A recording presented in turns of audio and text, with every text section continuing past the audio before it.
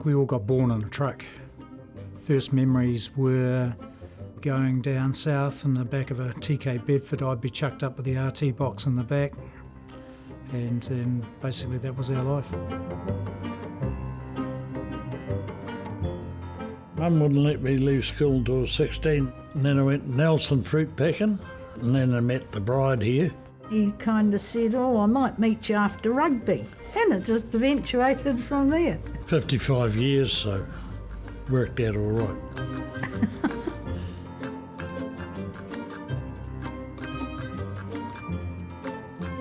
Ended up at Miller's Transport in Timaru, and that's what started my driving career virtually. One night we were in the local having a few with the boys, and this chap came up to us and he said, "Do you want to buy a transport you for?" We looked at one another, how the hell can we buy a transport, you know? And he said, "Oh, well, Temuka's in receivership." And 4 of us put in $4,000 each, and that started it. If you had seen it when we went there was a shed that was half falling down. There was about 18 trucks and half of them were in blocks. It wasn't pretty, put it that way.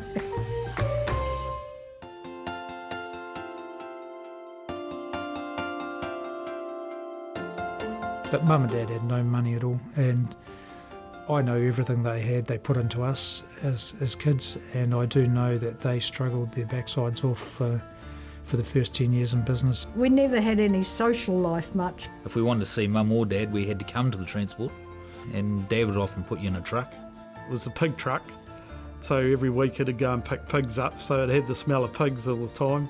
3 kids up the back, and Rowdy and I. And that's what we grew up in, and whatever we had to do, it was all related around the pig truck.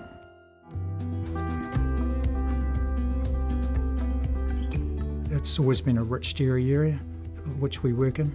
We had 4 small dairy companies all come together. They formed one co-op, which then went on to become Fonterra.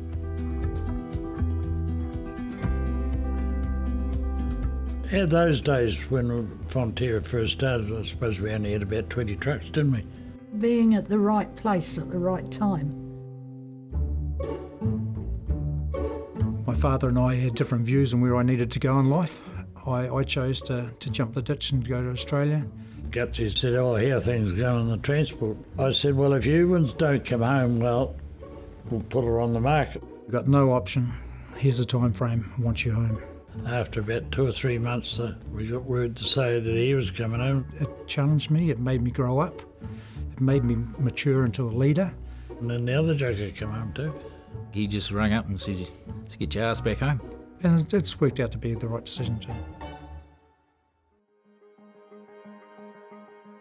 When we come back in '93, there wasn't enough room in the office for the old man and I.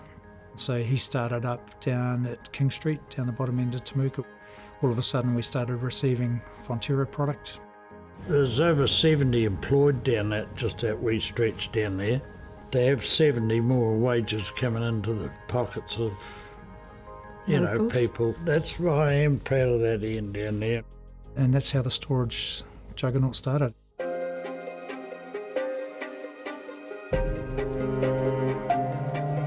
It was actually understanding the full supply chain and how we could actually involve it and handle that product 3 or 4 times before it gets to market. So we've done a deal with Kiwi Rail, so we now operate the Kiwi Rail siding.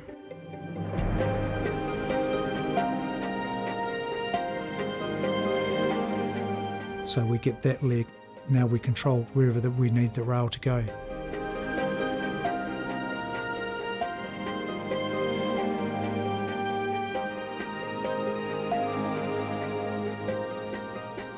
Barwoods is fairly based. Geographically, that gives us probably one of the stronger areas in the South Island. The acreage there and the clients is massive. It's protecting our future and the next generations to come through. Mackenzie Supply was a different beast. Previous owner died of a massive heart attack. His lovely wife, she came up one Christmas Eve and just said it's too hard guts and went out. The compassion and everything else went with it. We thought, hey look, we can squeeze this in. They had those Japanese, what are they called, trucks are they? So we had to dispose of quite a few of those things. We've injected quite a bit of horsepower into there with the Volvos, and it's good. It's turned that business around. We've always offered a good service. Yeah, it's been something the boys have been really particular about. Customers are like family to us, eh? We try to get to know everyone. Even though we've got 220 odd employees, we still know their names. We know their family situations. We're on call 24/7 for the drivers as well. People want to work for us, and that's a nice feeling. Well, the community is our town, and we've been part of this town all of our lives, so giving a bit back doesn't worry us. You know, we do what we can to help anyone. It's not about us, it's actually about the community. We do what we can for every sports club. Rowdy's patron of the cricket, and I'm patroness of the hockey here in Temuka. If they want a truck, we'll give them a truck. There's people coming in every week especially Mum. She's got a kind heart. That's in the genes, and it's great to see the next generation actually taking that on board too. Yeah, I think it is in our blood. I'd hope to think it is. I prefer to give, so no, it is really nice to see them do that. We've had a really damn good time and really appreciate what everyone's done for us.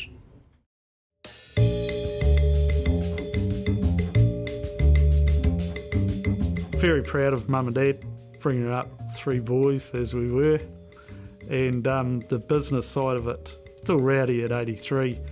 You can sit at the table and he can still offer a lot of good. He's the only one that'll do 24/7, and he's up half the friggin' night, and he just loves it. It was Christmas. Mum rang me up actually and says, you better go get the newspaper. We went to Wellington. Hired a suit for the day. Never wore a suit before in my life. He's done a lot, and yeah, it was a proud moment. It's an honour, there's no doubt about that.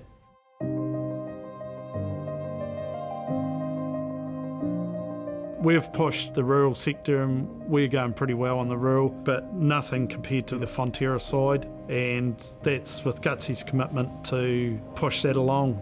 The one thing that Dad and I do share is a vision for the future, where the next generation needs to be, where the next step needs to go, and to make sure that we don't waste time stepping sideways instead of stepping forward. So the future's bright. I will say that if it wasn't for them, Mum and I wouldn't be sitting here today. And I'm proud of what they've done.